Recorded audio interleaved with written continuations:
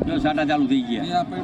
દેશના વડાપ્રધાન શ્રી નરેન્દ્ર મોદી સાહેબના નેતૃત્વમાં આખા દેશની અંદર હર ઘર તિરંગા અભિયાન ચાલી રહ્યું છે। આજે મોરબી શહેરના આંગણે પણ ભવ્યતઃ ભવ્ય તિરંગા યાત્રાનું આયોજન કરવામાં આવ્યું હતું। તિરંગો આપણી આન બાન અને શાન છે। તિરંગાનું સ્થાન આપણા હૃદયની અંદર અનેરું છે।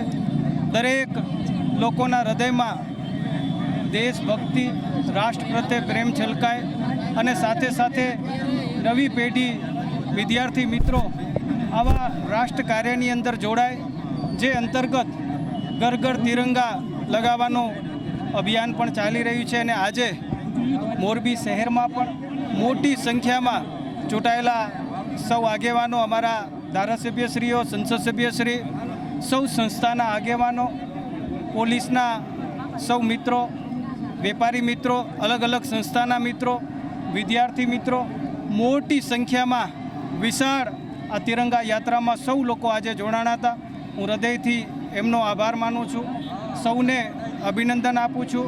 અને સ્વતંત્રતા પર્વની પૂર્વ દિવસોએ આ ભવ્ય જ્યારે આયોજન થયું છે ત્યારે સૌને મારી હૃદયપૂર્વકની ખૂબ ખૂબ શુભકામના પાઠવું છું।